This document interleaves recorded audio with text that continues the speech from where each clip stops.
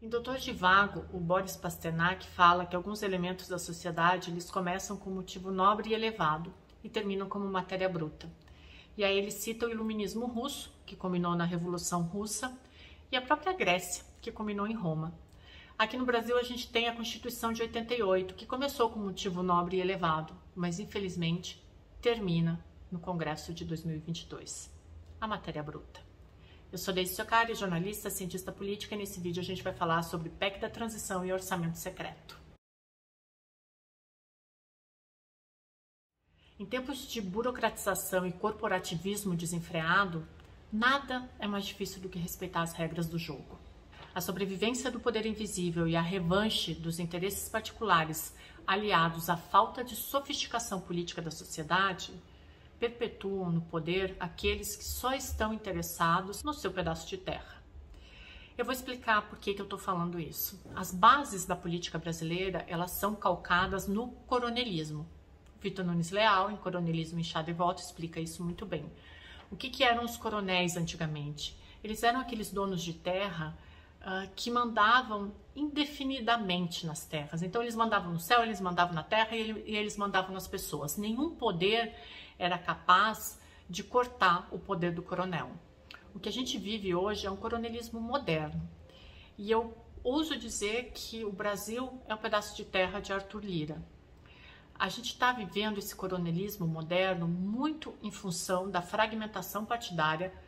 Eu reitero o início desse vídeo, a Constituição de 88 ela começa com um motivo nobre e elevado, mas a fragmentação partidária e o personalismo na política vão fortalecendo o coronelismo antigo.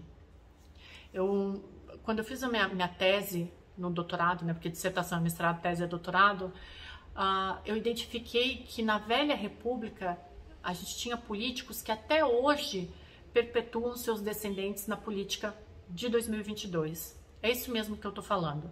Em 2022 a gente tem políticos em posições de poder que tiveram seus tataravós na velha república também em posições de poder. O coronelismo ele vai se perpetuando. Enquanto não houver uma renovação do Congresso, uma reforma política, enquanto a gente não trocar os políticos da mesma forma que a gente troca as fraldas e pelos mesmos motivos, a gente vai ver esse coronelismo e o poder nas mãos de uns poucos. A gente está vendo agora a votação da PEC da transição. O que é a PEC da transição? É uma proposta de emenda à Constituição que quer fazer com que o governo Lula possa cumprir as suas promessas de campanha. Se Bolsonaro tivesse sido eleito, ele ia passar pela mesma turbulência. Por quê? Porque com o orçamento que vai fechar agora, com o dinheiro que vai fechar 2022, o Brasil só teria dinheiro suficiente para deixar o Bolsa Família em R$400. Como os dois candidatos, Lula e Bolsonaro, prometeram que o Bolsa Família ou Auxílio Brasil iria para 600, de qualquer forma não teria dinheiro. E aí o importante numa campanha, aquilo que eu venho falando desde sempre, é vencer, não é governar. Então tanto Lula quanto Bolsonaro iam estar com a corda no pescoço agora, mas quem venceu foi Lula. E aí o Lula envia uma PEC para o Congresso que é para aumentar de R$400 para R$600 o Bolsa Família. Ele poderia ter nessa PEC da transição um valor de 70 bi. 70 bi ele já iria suprir isso.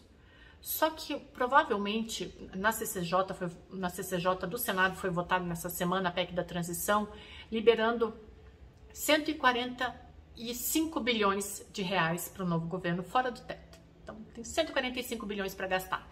70 bilhões vai para o Bolsa Família e vai sobrar ainda 75 bi para o governo fazer o que quiser, inclusive emenda do relator. Ou seja, Arthur Lira tá aqui a graninha, libera do jeito que tu quiser, como tu quiser, para quem tu quiser e a gente não fica sabendo de nada. Esse é o grande problema da PEC da transição, né? Ela pode ser aprovada e ela deve ser aprovada com 70 bi para gastar como quiser. E a gente tem que lembrar que o Lula do segundo mandato foi justamente esse Lula que entregou um país para Dilma Rousseff viciado em gastos públicos. Então o que está se desenhando para 2023 não é o Lula do primeiro mandato que cumpria contratos, é o Lula do segundo mandato, aquele viciado em gasto público. É o que está se desenhando. Por trás de tudo isso, a gente tem o Arthur Lira, né, que é o grande coronel do Brasil, é o grande mandatário, deve ser reconduzido à presidência da casa, ele está fazendo todas as articulações, né, um cara que trafega de um governo de direita para um governo de esquerda sem nenhum arranhão. a gente não pode menosprezar na política brasileira. Ele já conseguiu o apoio de 16 partidos, ele tem praticamente 400 parlamentares a favor da recondução dele para a presidência da Casa.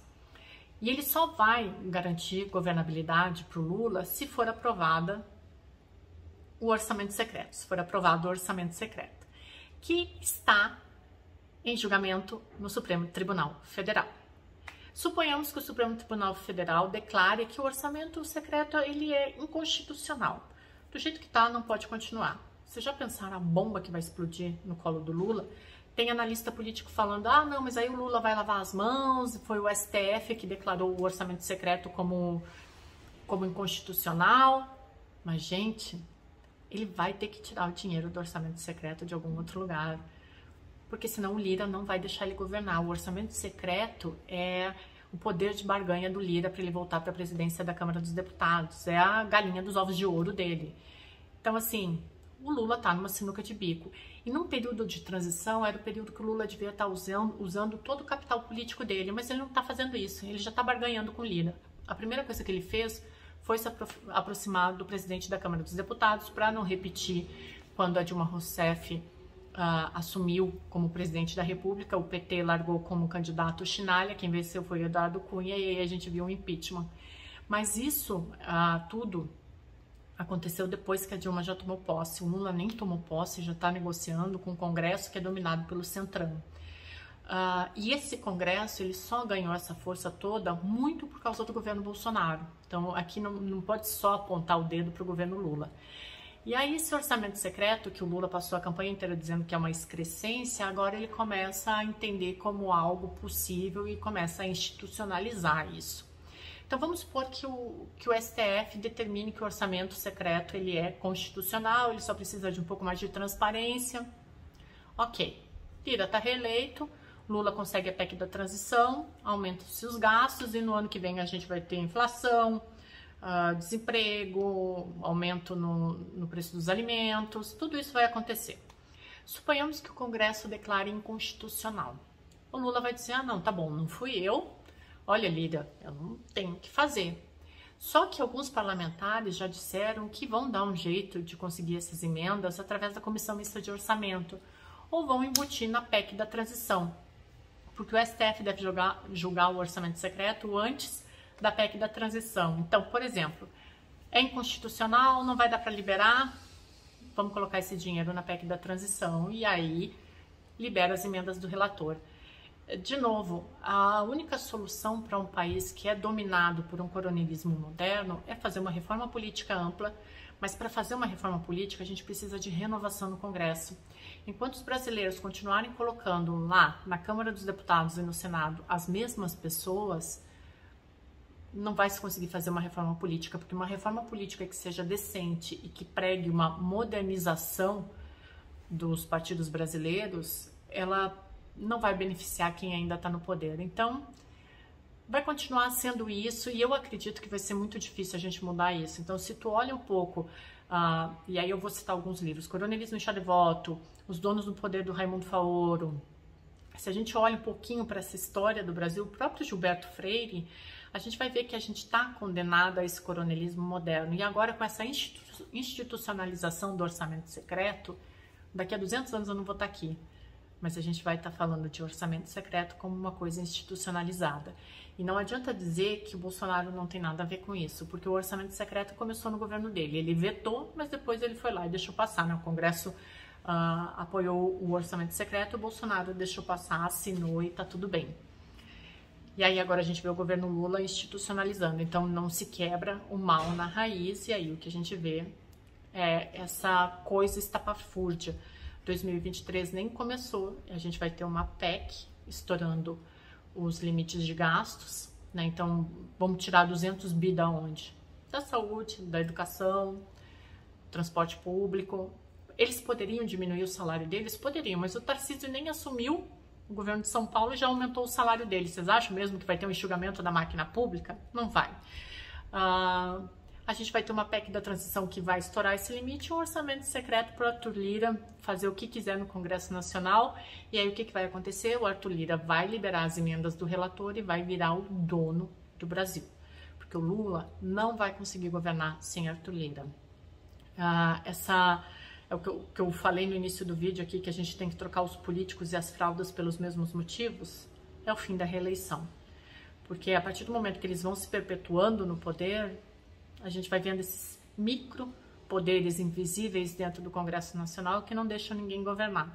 Lula pode sair do poder, pode assumir Jair Bolsonaro, está refém do Congresso. E esse enfraquecimento do Congresso, ele começou com a alta fragmentação partidária e ganhou muita força. Esse enfraquecimento do Congresso, não. Essa força do Congresso em detrimento do enfraquecimento do Executivo começou com a alta fragmentação partidária e teve muito a ver com o governo Bolsonaro, que não soube impor o poder do Executivo, não soube honrar a lei de freios e contrapesos, onde um poder tem que vigiar o outro, e deixou tudo virar um balaio de gato. Então, eu reitero o que eu falo, são 3 coisas para mudar a política brasileira: reforma política, renovação do Congresso e trocar os políticos da mesma forma que a gente troca as fraldas e pelos mesmos motivos.